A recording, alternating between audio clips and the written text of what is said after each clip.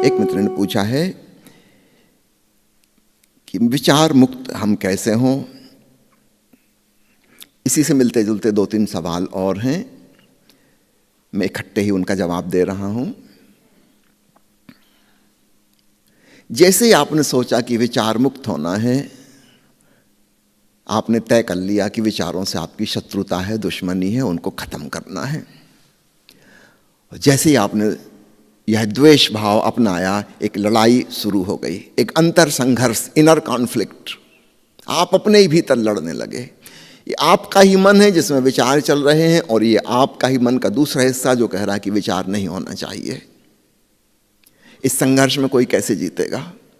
करीब करीब ऐसा हुआ मेरा बायां हाथ और दाएं हाथ का झगड़ा हो जाए और दोनों एक दूसरे पे हमला कर दें और लहूलुहान कर दें एक दूसरे को। कौन जीतेगा, बायां कि दायां? कोई भी नहीं जीतेगा। इस पूरी प्रक्रिया में मैं हार जाऊंगा, मैं थक जाऊंगा, मेरा नुकसान होगा, समय बर्बाद होगा। कभी भी अपने भीतर इनर कॉन्फ्लिक्ट ना करें, अंतर संघर्ष ना करें। ये कौन है जो कह रहा है विचार मुक्त होना है?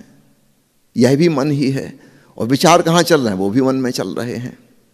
दो विपरीत चीजें आपके भीतर एक दूसरे से लड़ने में लग गई।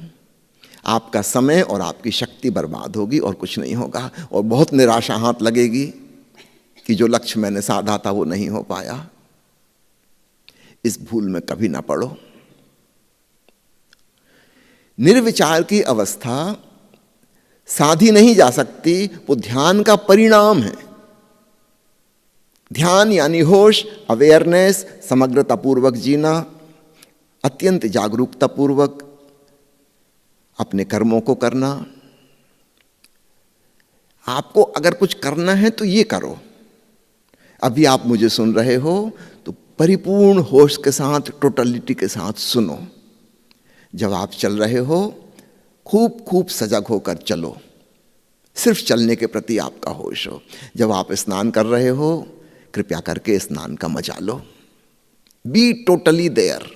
उस क्षण में वो शावर से पानी की बूंदें गिर रही हैं, आपकी त्वचा को स्पर्श कर रही हैं, उनकी ठंडक अथवा उष्णता का आनंद लें। भूल जाएं पिछली सब बातें, भूल जाएं आगे के ख्याल।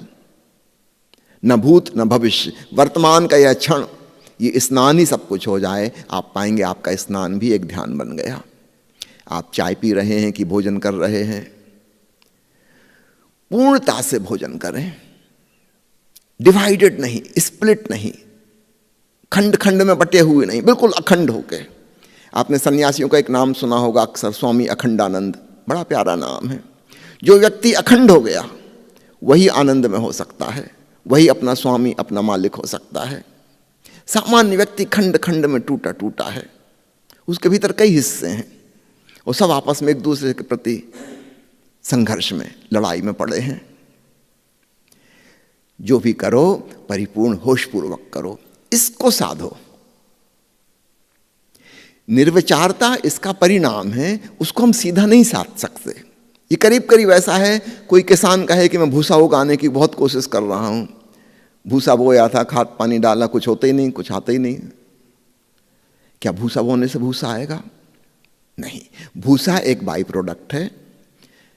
गेहूं बोया जाता है, गेहूं की फसल उगाई जाती है, भूसा अपने आप आता है, उसके लिए हमें कुछ करना नहीं पड़ता। अगर हम सीधा भूसा को बोएंगे तो वो भूसा भी सड़ जाएगा जो हमने बोया था, और बड़ा फ्रस्ट्रेशन, विषाद हाथ में आएगा कि हम असफल हो गए। ऐसी भूल ना करना। तो गेहूं बोने से मेरा क्या तात्पर्य है? ज्यादा ध्यानपूर्वक, होशपूर्वक, समग्रता से अपने दैनंदिन के कार्यों को करो। अपने सारे क्रियाकलापों को अत्यंत होशपूर्वक, प्रेमपूर्वक, प्यार से, गौर से करो। छोटे से छोटे काम को, तुम घर में झाड़ू लगा रहे हो कि बर्तन धो रहे, कि रोटी बेल रहे, कि बच्चों का पालन पोषण कर रही, जो कुछ भी, उसको पूरा आनंद लेते हुए पूरे होश के साथ करो। ऐसी ध्यानपूर्ण जीवन जिसकी शैली हो गई, उसके मन से विचारों की भीड़ विदा हो जाती है। क्योंकि विचारों की भीड़ या तो अतीत के बारे में हो सकती, जो बातें हो चुकी, हम उनकी स्मृति को बार बार सोचते रहते हैं। जैसे भैंस जुगाली करती ना, एक बार खाना खा लिया फिर निकाल के फिर उसी को चबाती रहती है। ऐसे ही हमारी मेमोरीज, स्मृतियां हैं अतीत की, हम उन्हीं की जुगाली करते रहते हैं। या फिर विचार होते हैं भविष्य के, कुछ कल्पनाएं, कुछ सपने, कुछ महत्वाकांक्षाएं, योजनाएं, मैं ये करूंगा, मैं वो करूंगा।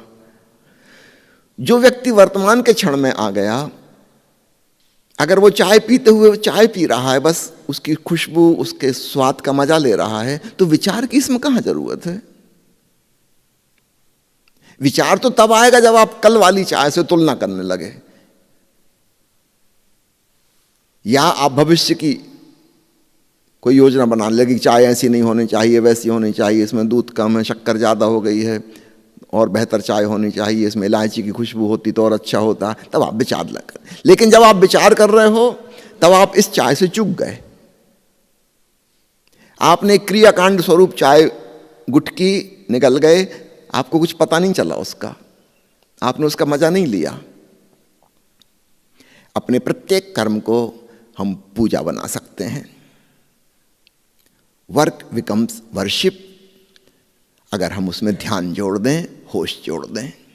इसका उल्टा नहीं हो सकता। पूजा को अगर तुमने कर्म बनाया तो वो सब क्रियाकांड थोथा हो जाता है, लेकिन हर कर्म को पूजा बनाया जा सकता है। और विधि क्या होगी? अत्यंत होशपूर्वक, बहुत प्यार से, पूजा के भाव से अपने सारे कामों को करो, तब तुम हमेशा वर्तमान के इस क्षण में होगे। आगे पीछे तुम्हारा चित्त नहीं जाएगा, तो विचार चलने की गुंजाइश कहाँ बची? निर्विचार अपने आप फलित होगा। लेकिन ये भूसे की तरह आया, हम इसको साधने के लिए नहीं चले थे, ये हमारा लक्ष्य नहीं था। हमारा लक्ष्य तो गेहूं था। इसलिए मैं आपसे निवेदन करता हूं, ये विचार रहित होने को आप लक्ष्य मत बनाइए, लक्ष्य बनाइए ध्यानपूर्ण होने को। अभी कल ही मैं एक चुटकुला पढ़ रहा था। एक पति ने टीवी देखते हुए, खाना खाते हुए अपनी पत्नी पर चिल्लाकर कहा पत्नी से कि खाना बनाते समय तो मोबाइल ना चलाया करे, कैसा कैसा खाना बनाती हूं, आज सूप में न टमाटर है, न धनिया है, न मिर्च नमक है, कुछ भी नहीं। पत्नी बोली, सुनो जी, मैं भी तुमसे कई बार कह चुकी हूं, खाना खाते समय मोबाइल ना चलाया करे। तुम अपने टोस्ट को सूप की जगह पानी के साथ खा रहे हो, उस सूप की कटोरी तो बगल में रखी है। हमारी सब चीजें ऐसे ही हो गई, अस्त व्यस्त। हर जगह मोबाइल घुसाया है बीच में, टीवी भी चल रहा है, मोबाइल पर व्हाट्सएप भी चल रहा है, खाना भी खा रहे हो। क्या खाक तुम खाने का स्वाद ले पाओगे? याद करो उपनिषद के ऋषियों को, जिन्होंने कहा अन्नम ब्रह्म, उन्होंने भोजन के स्वाद में भी परमात्मा को जान लिया होगा।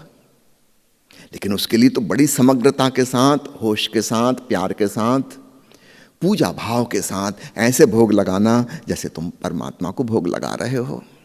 ये शरीर तुम्हारा मंदिर है। इस ढंग से चलो। निर्विचार की अवस्था एक बाई प्रोडक्ट की तरह तुम्हारे पीछे पीछे छाया की भांति आएगी।